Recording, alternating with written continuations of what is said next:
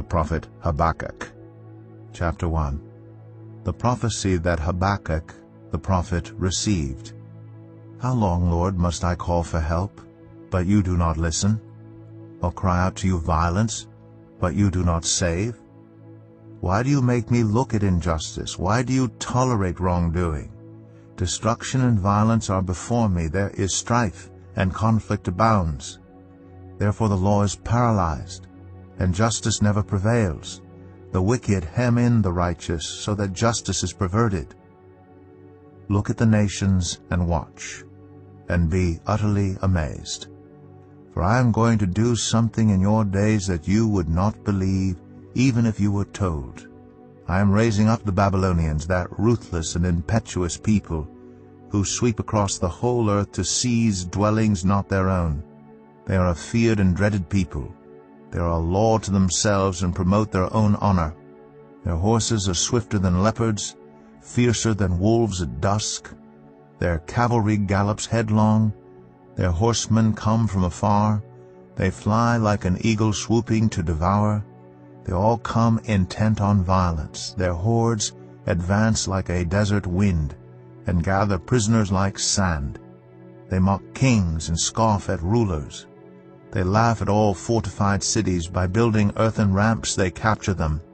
Then they sweep past like the wind and go on, guilty people whose own strength is their God. Lord, are you not from everlasting, my God, my Holy One? You will never die. You, Lord, have appointed them to execute judgment. You, my rock, have ordained them to punish. Your eyes are too pure to look on evil. You cannot tolerate wrongdoing. Why then do you tolerate the treacherous? Why are you silent while the wicked swallow up those more righteous than themselves? You have made people like the fish in the sea, like the sea creatures that have no ruler.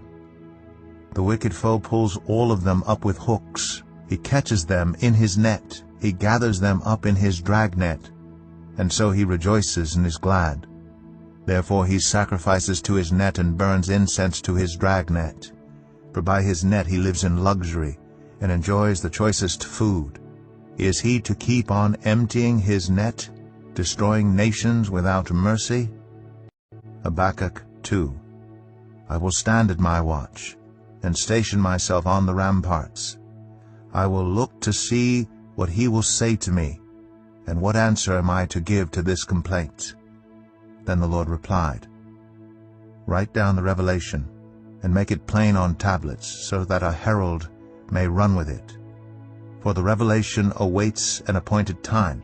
It speaks of the end, and will not prove false. Though it linger, wait for it. It will certainly come, and will not delay. See, the enemy is puffed up. His desires are not upright.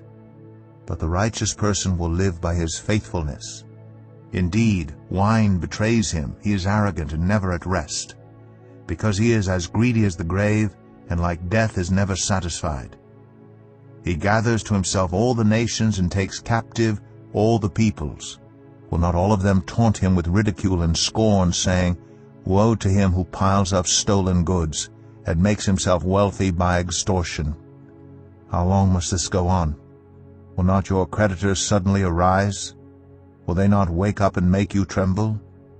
Then you will become their prey. Because you have plundered many nations, the people who are left will plunder you. For you have shed human blood. You have destroyed lands and cities and everyone in them. Woe to him who builds his house by unjust gain, setting his nest on high, to escape the clutches of ruin. You have plotted the ruin of many peoples, shaming your own house and forfeiting your life. The stones of the wall will cry out, and the beams of the woodwork will echo it.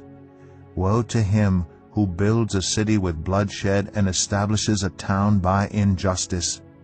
Has not the Lord Almighty determined that the people's labor is only fuel for the fire, that the nations exhaust themselves for nothing? For the earth will be filled with the knowledge of the glory of the Lord as the waters cover the sea. Woe to him who gives drink to his neighbors, pouring it from the wineskin till they are drunk, so that he can gaze on their naked bodies. You will be filled with shame instead of glory. Now it is your turn. Drink, and let your nakedness be exposed. The cup from the Lord's right hand is coming around to you, and disgrace will cover your glory. The violence you have done to Lebanon will overwhelm you, and your destruction of animals will terrify you. For you have shed human blood, you have destroyed lands and cities and everyone in them. Of what value is an idol carved by a craftsman, or an image that teaches lies? For the one who makes it trusts in his own creation. He makes idols that cannot speak. Woe to him who says to wood, come to life, or to lifeless stone, wake up. Can it give guidance? It is covered with gold and silver. There is no breath in it. The Lord is in his holy temple. Let all the earth be silent before him. Habakkuk 3. A prayer of Habakkuk the prophet on Shigionoth. Lord, I have heard of your fame. I stand in awe of your deeds, Lord. Repeat them in our day. In our time, make them known. In wrath, remember mercy. God came from Teman, the Holy One from Mount Paran. His glory covered the heavens, and his praise filled the earth. His splendor was like the sunrise. Rays flashed from his hand, where his power was hidden. Plague went before him.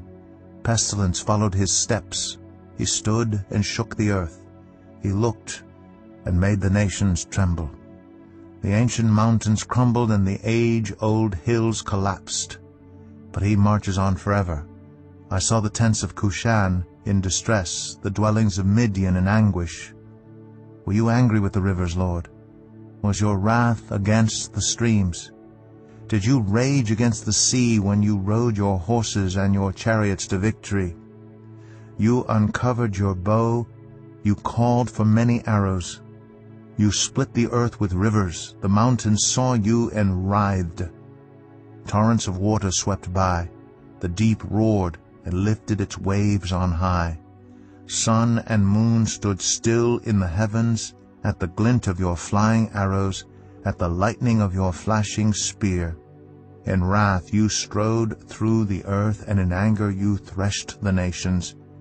You came out to deliver your people, to save your anointed one. You crushed the leader of the land of wickedness. You stripped him from head to foot. With his own spear you pierced his head when his warriors stormed out to scatter us, gloating as though about to devour the wretched who were in hiding. You trampled the sea with your horses, churning the great waters. I heard, and my heart pounded. My lips quivered at the sound. Decay crept into my bones, and my legs trembled. Yet I will wait patiently for the day of calamity to come on the nation invading us. Though the fig tree does not bud, and there are no grapes on the vines, though the olive crop fails, and the fields produce no food, though there are no sheep in the pen, and no cattle in the stalls, yet I will rejoice in the Lord. I will be joyful in God my Savior. The sovereign Lord is my strength. He makes my feet like the feet of a deer. He enables me to tread on the heights. For the director of music on my stringed instruments.